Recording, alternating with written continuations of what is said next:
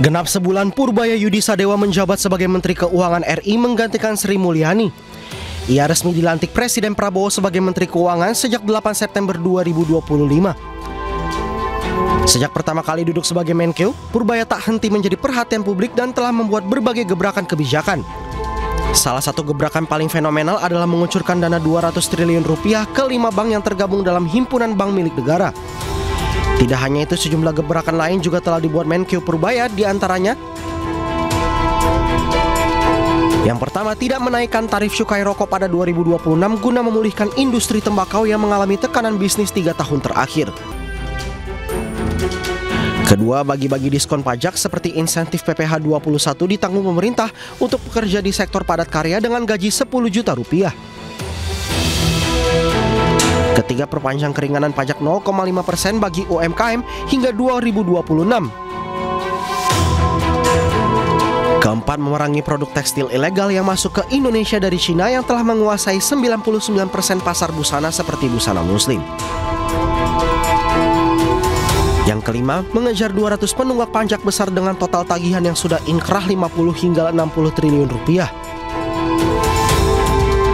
Keenam, membuat kawasan khusus industri hasil tembakau untuk produsen rokok ilegal supaya mudah melegalkan usahanya.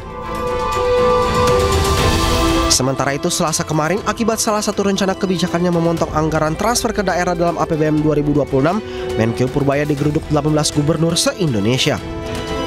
Tim Liputan iNews melaporkan.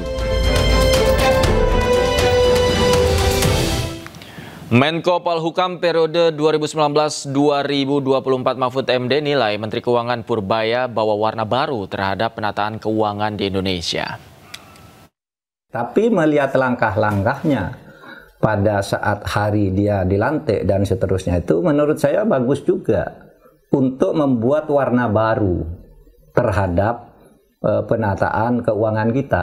Karena orang ini lalu menggebrak-gebrak dengan penuh percaya diri dan untuk orang awam meyakinkan.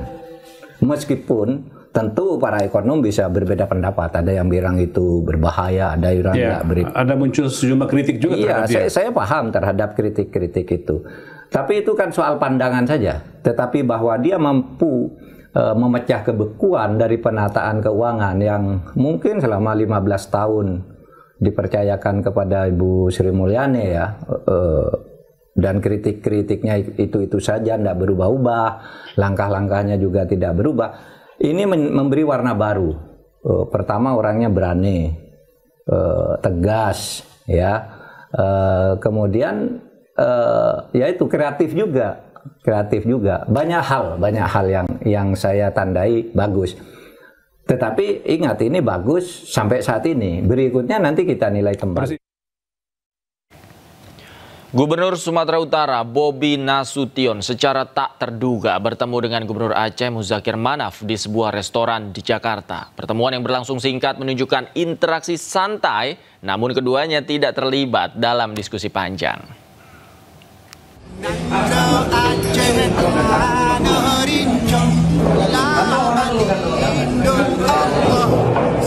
Gubernur Sumatera Utara Bobi Nasution tiba di lokasi beriringan dengan Gubernur Jawa Tengah Ahmad Lutfi.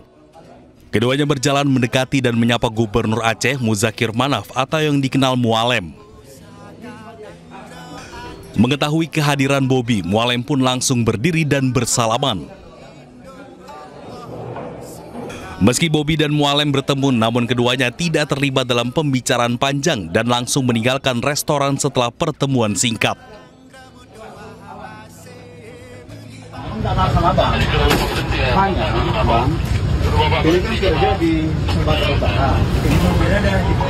Sebelumnya, hubungan Provinsi Sumatera Utara dan Aceh kembali tegang pasca beredar video razia truk yang dilakukan oleh Gubernur Sumatera Utara Bobi Nasution. Aceh dan Sumatera Utara sempat bersengketa terkait kepemilikan 4 pulau. Dalam kasus ini, Gubernur Aceh Muzakir Manaf menegaskan 4 pulau yang ditetapkan Kemendagri masuk wilayah Sumatera Utara masuk dalam kewenangan Aceh. Ia mengaku memiliki... Presiden Prabowo Subianto melantik sejumlah pejabat di Istana Kepresidenan Jakarta. Pejabat baru yang dilantik adalah Wamendagri, Wamenkes, Kepala BP BUMN, LPS, dan sejumlah duta besar. Selanjutnya secara bersama-sama harap mengikuti dan mengulangi kata-kata saya. Presiden Prabowo Subianto kembali menambah susunan Kabinet Merah Putih. 2 wakil menteri dipilih untuk menempati posisi Wakil Menteri Dalam Negeri dan Wakil Menteri Kesehatan. Benyamin Paulus Octavianus resmi dilantik sebagai Wakil Menteri Kesehatan. Benyamin merupakan dokter spesialis paru sekaligus politisi Partai Gerindra. Presiden juga melantik Komjen Ahmad Wiyagus sebagai Wakil Menteri Dalam Negeri. Wiyagus tercatat pernah menjabat sebagai Kapolda Jawa Barat. Dengan dilantiknya Benyamin Paulus, posisi Wamenkes menjadi 2 orang, yakni Dante Saksono Harbuwono dan Benyamin Paulus. Sementara dengan pelantikan Wiyagus, posisi Wamendagri diisi 3 orang, yakni Bima Arya, Ripka Haluk, dan Ahmad Wiyagus. Menurut Mensesnek Prasetyo Hadi, penambahan wakil menteri berdasarkan pertimbangan beban kerja di kementerian masing-masing. Jadi hari ini Bapak Presiden mengambil keputusan untuk mengangkat Bapak Wiyagus sebagai Wakil Menteri Dalam Negeri, yang ini artinya ada penambahan 1 wamen di Kementerian Dalam Negeri. Oleh karena kita semua tahu ya, negara kita sangat besar, 514 kabupaten, 38 provinsi, tentunya dalam rangka pembinaan dan memastikan pembangunan di setiap daerah, baik provinsi maupun kabupaten kota dapat berjalan dengan baik dan lancar, maka Bapak Presiden merasa perlu memberikan tambahan kekuatan di Kementerian Dalam Negeri dengan mengangkat 1 Wakil Menteri Dalam Negeri. Kemudian yang kedua, untuk Wakil Menteri Kesehatan sama, karena begitu besar dan begitu berat tugas di Kementerian Kesehatan, termasuk juga untuk membantu memastikan beberapa masalah yang terjadi di Badan Gizi Nasional, maka Presiden memutuskan mengangkat dan menambah 1 wakil menteri di Kementerian Kesehatan. Selain melantik wakil menteri, Presiden juga melantik 23 pejabat lainnya, termasuk Gubernur dan Wakil Gubernur Papua, Badan Pengaturan BUMN, dan Dewan Komisioner LPS hingga Duta Besar. Tim Liputan iNews melaporkan. Setelah dilantik jadi Ketua Lembaga Penjamin Simpanan menggantikan Purbaya Yudisadewa, Anggito Abimanyu mendapat mandat dari Presiden untuk atur penjaminan asuransi hingga penempatan dan bank. Mengenai penjaminan untuk asuransi, baik asuransi umum maupun asuransi syariah.